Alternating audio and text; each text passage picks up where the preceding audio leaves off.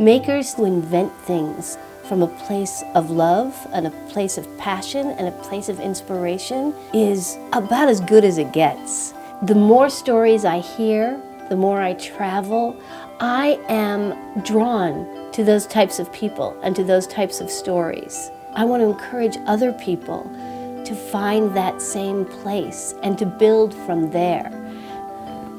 I think it's the wave of the future. I think it's as cool as it gets.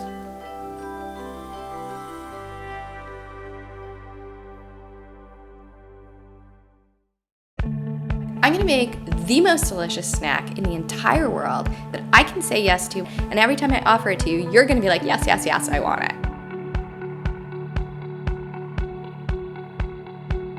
My older son was born needing a heart surgery, and I was like, huh? And that really sent us into parenthood from a very different place. And then my younger son was born, and he was sensitive to everything. Like, I was breastfeeding, and I think like dairy would send him over the roof. He had reflux. He seemed really sensitive to gluten. So we are a very pro-vaccine family. My first son got all his vaccines, and my second son was sensitive, and he would react. He was just really fussy. And then at 15 months, we took him in to get his DTaP hip shot. And within seconds of the shot, he was screaming for hours. And when I was like, oh, I think he had a reaction maybe to the shot, I had no idea what I was walking into. And people were like, no, that's not possible. And I was like, yeah, no, I don't. Like within seconds, like, no, I don't. And they wouldn't help us. And they said, well, what you could do is you could just wait. And I was like, well, he stopped talking. And they were like, well, he's still walking. And I said, well, yeah, no, he's still walking. And I said, I really think something with the shot, like, I'm not telling you I don't like vaccines. Like, I'm just, something has happened here. And I was literally standing there as a mother going, I don't know what to do. Like, I've read all the science I can on this.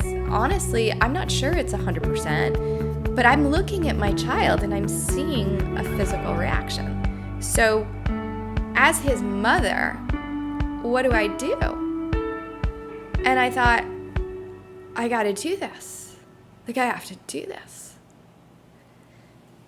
Sorry, it was really intense. We wound up having to become these renegades to like try to heal him because it didn't feel right to me. And so I was left with herbs and alternative doctors and food to heal him. I was in the kitchen and I was pulling everything out onto the floor that we wouldn't eat anymore. And my husband came in and he was like, well, the kids need to eat lunch. I pulled out a jar of applesauce and I looked at the ingredients and it was just applesauce. It wasn't applesauce and sugar, applesauce and citric acid. It was just apples. And I said, here, give them this. He was like, and I said, that's all I got right now. And I literally had no idea how to feed my family because I was like, well, how do you replace gluten? How do you replace dairy? So finally I got to this place where I was like, protein, fruits, and vegetables. Like that's what makes the most sense. Like protein, fruits, and vegetables. I can hang with that. And then we lived like that for like 2 years. I can't speak for scientifically does that work for everybody, but I could see very clearly what it was doing for us. And my son was getting better and better and better every day. So I feel like we saved him with food. I really do. But anyway, throughout this whole journey, my kids started, I think, and I started to feel lonely. Like people stopped inviting us over. And I felt like, we'd always show up with our like cooler bags of like, oh, you guys are having that? That's great. Well, we have our lentils, Anybody want lentils, kale, carrots? They're really good. And I finally said, like, I've got to have a snack. And my son actually would come home from school just sobbing. Like everybody was having these treats and everybody was having all this really special stuff. And I would lie there in the kitchen with him and hold him and be like, oh, they had a chocolate cupcake. Mommy will make you a chocolate almond flour cupcake. And he's like, I don't want an almond flour cupcake. I want another cupcake. Okay.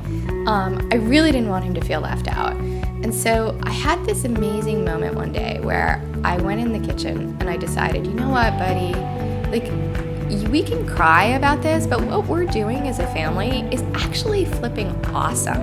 Like we are taking health into our own hands.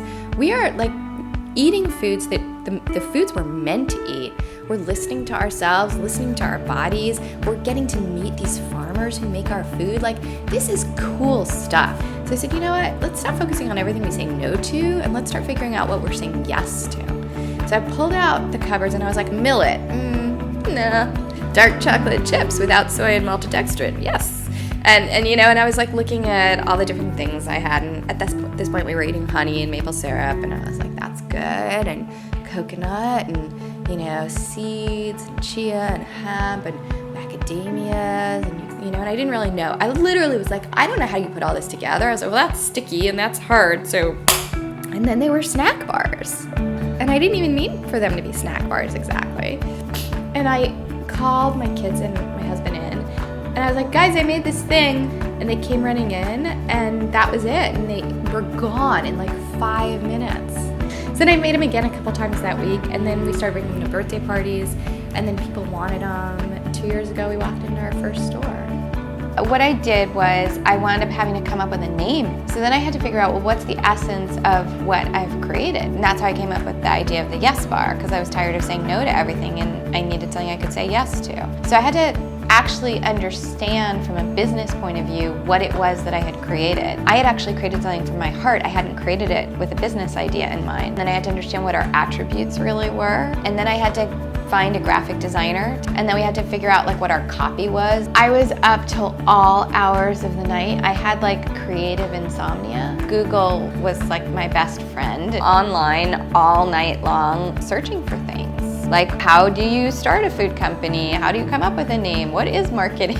Asking people who were graphic designers, and so just learning. I just kind of trusted that like, if I want to buy it, it felt to me like other people really wanted to buy it, and that was the message I got, which I was surprised by.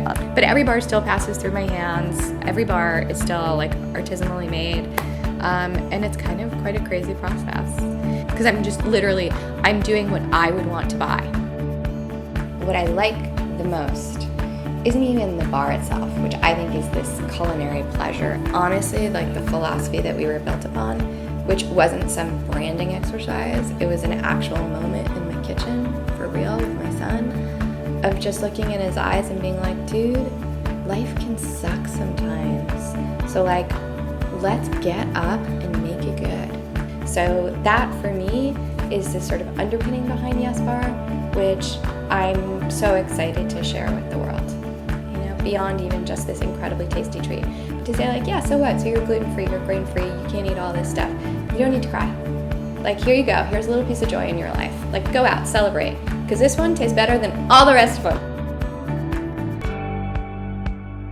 We were at the Grove, and my older son was on the trolley, and there was this woman across from us eating popcorn, and my older son grabbed my arm, and he said, Mommy, you have to tell her.